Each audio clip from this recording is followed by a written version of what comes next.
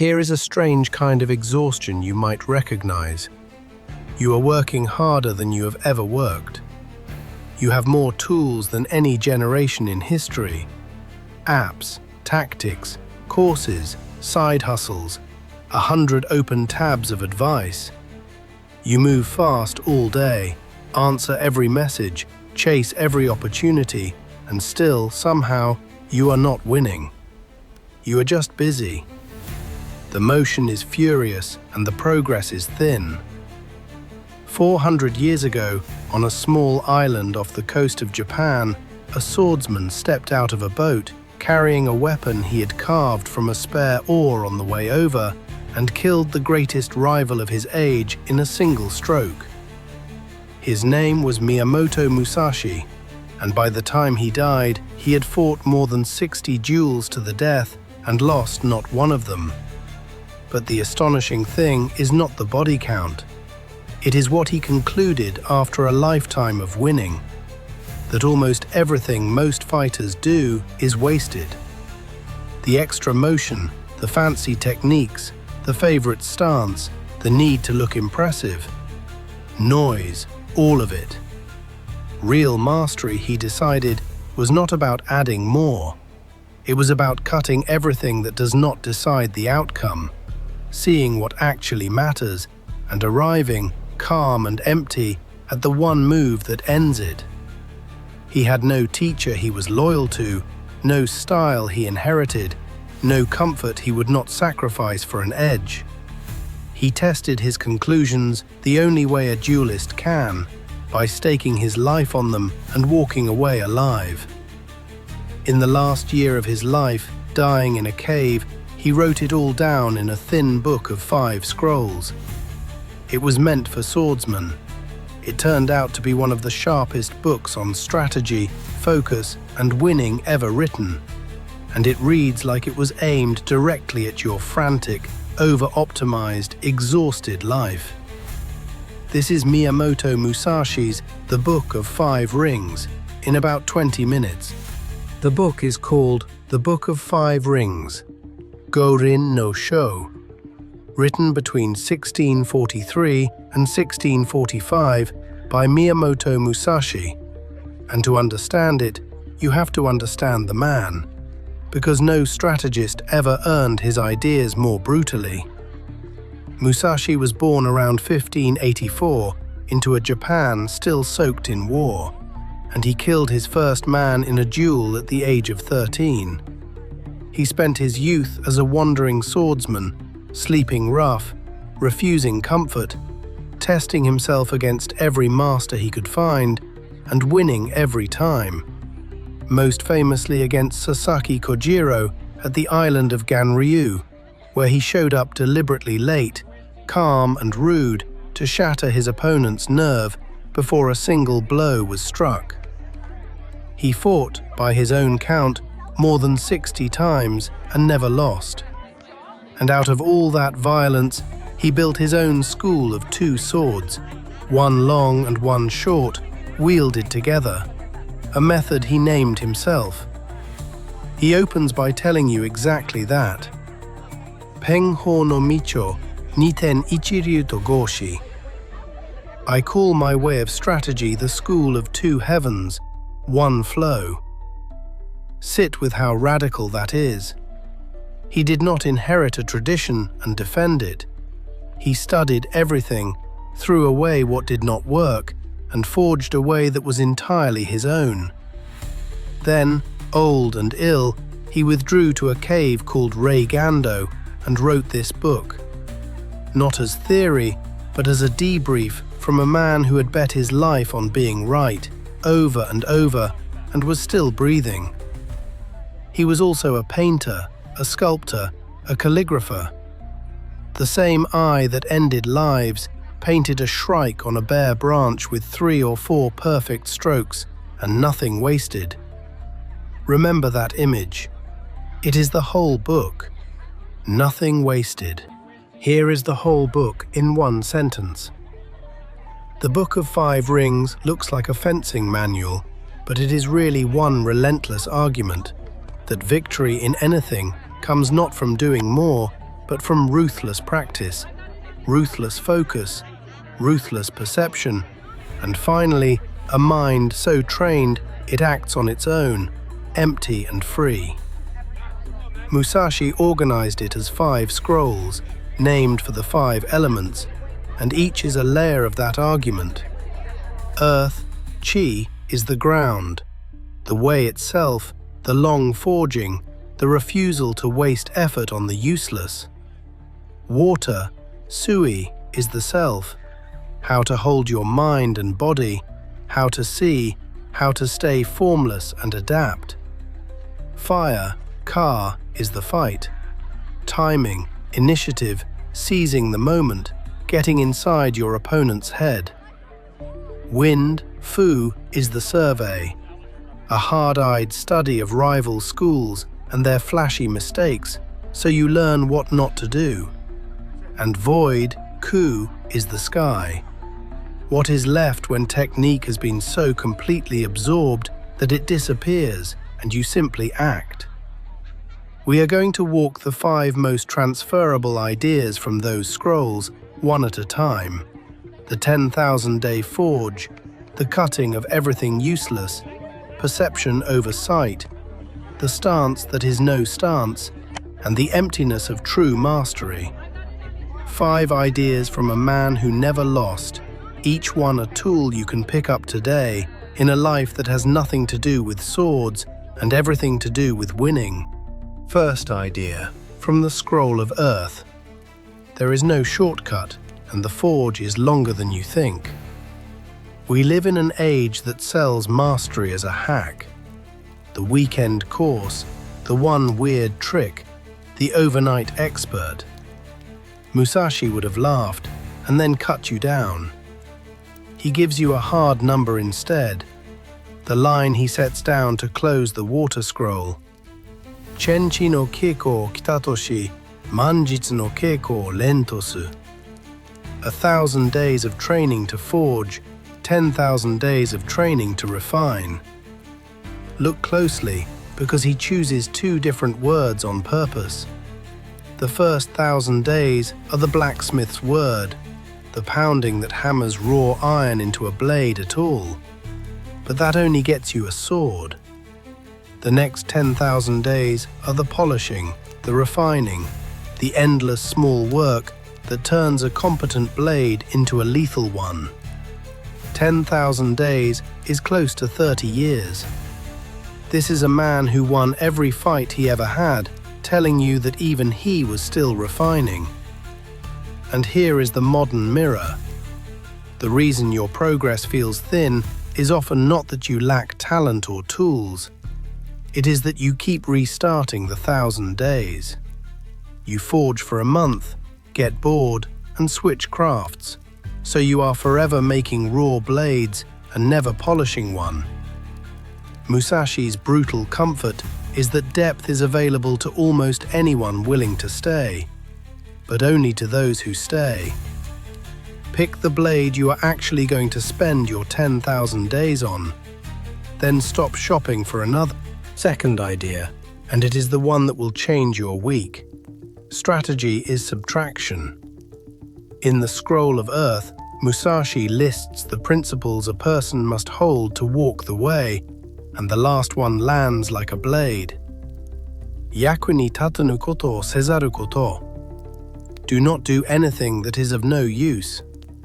That is the whole line. Not do more good things. Do no useless things. For Musashi, this was literal and lethal. In a real duel, every flourish, every unnecessary step, every showy technique is an opening, a wasted instant in which you die. The elegant move that does not end the fight is not elegant. It is a mistake with good taste. So he strips his own method down to almost nothing. A couple of stances, a handful of cuts, all of it aimed at one thing, ending the exchange. Now look at your own days with that eye. So much of what exhausts us is not the useful work. It is the useless motion around it. The meetings that decide nothing. The busy work that photographs well. the 10th refinement of a thing nobody needed once. We add and add because adding feels like effort, and effort feels virtuous. Musashi says, effort spent on the useless is not neutral, it is a wound. The master is not the one doing the most, it is the one who has cut everything that does not decide the outcome and pours all his force into what does. Before you ask how to do more today, ask what you can stop doing entirely. Third idea, from the scroll of water, and it is about your eyes, or rather, about two different ways of seeing. Musashi says the swordsman must train his gaze, and he draws a sharp line between two kinds. Kan no metsuyoku, mi no me yowaku. Make the perceiving eye strong and the seeing eye weak. The seeing eye is the one that fixes on the obvious surface, the flash of the enemy's blade, the loud thing moving right in front of you. The perceiving eye is the deeper one that takes in the whole, the opponent's intention, his balance, the space, the rhythm, what he is about to do. Beginners stare at the sword, masters watch the mind behind it, and Musashi's instruction is almost paradoxical. Strengthen the eye that reads what is not obvious, and weaken the one that gets hijacked by what is. The modern mirror is everywhere once you notice it. The loud email is rarely the important one. The flashy metric is rarely the one that matters. The person shouting in the meeting is rarely the person you need to read. We are trained all day by screens built to capture the seeing eye, to yank our attention to whatever flashes brightest. Musashi's discipline is the opposite, to look past the flash to the pattern, past the symptom to the intention, past the noise to the thing that is actually going to decide the outcome. Whoever sees the whole board beats whoever is staring at one loud piece. Fourth idea, still in the scroll of water, and it is the one that frees you from your own methods. Every fighter wants a favorite stance, the reliable posture, the move that always works, the system they can hide inside. Musashi names a whole set of stances and then, remarkably, tears down the very idea of relying on one. His teaching is called stance and no stance, and he puts it plainly. Ko wa arite ko wa naki. There is a stance and there is no stance. You learn the forms completely and then you hold none of them as fixed. You take whatever position the moment demands. High becomes middle, middle becomes low, all of it fluid. Because the enemy and the ground and the instant are always changing, and a stance you are attached to is a cage the enemy can lock you into. The goal is not to have the perfect posture. It is to be so free of any single one that you can flow into whatever wins. Now hear it in your own life. The tool you love, the one process, the one tactic, the one identity that worked so well last time, quietly becomes the thing you cannot see past. The marketer who only knows one channel, the manager who runs every problem through the one framework, the person whose whole self is welded to a method the world just moved beyond. Learn your forms until they are bone deep, then hold them loosely enough to drop any of them the instant the situation changes. Master the method, then be free of it. Fifth idea, from the last and strangest scroll. Void, emptiness. This is where readers expecting a fight manual get quietly ambushed by something close to Zen. After all the training and cutting and seeing, Musashi says there is a final stage where the technique disappears. You have practiced so long and stripped away so much that in the moment you no longer think about stance or timing or the enemy at all. You simply act, correctly, out of a mind that has become empty and clear. Emptiness here does not mean blankness or nothing. he is careful. Chi wa yuye, michi wa yuye, kokoro wa kuya. There is wisdom, there is principle, there is the way, and the mind is empty. The knowledge is all still there. It has just sunk so deep it no longer needs to be held on the surface as effort. This is what we now call flow, or unconscious competence. The musician who stops reading the notes, the driver who no longer thinks about the pedals, the expert who makes the impossible call and cannot tell you how. It only comes on the far side of the 10,000 days. You cannot start empty. You empty out by first filling completely and then letting the effort dissolve. And notice the quiet reversal at the end of a book about killing. The highest state is not tension or aggression, but a clear, calm, spacious mind, doing exactly what the moment needs and nothing more. The forge, the cutting, the seeing, the freedom, all of it was leading here to a stillness that acts. So what does all of it add up to? On the surface, the Book of Five Rings is a swordsman's technical manual, 400 years old, about a way of fighting almost no one practices anymore.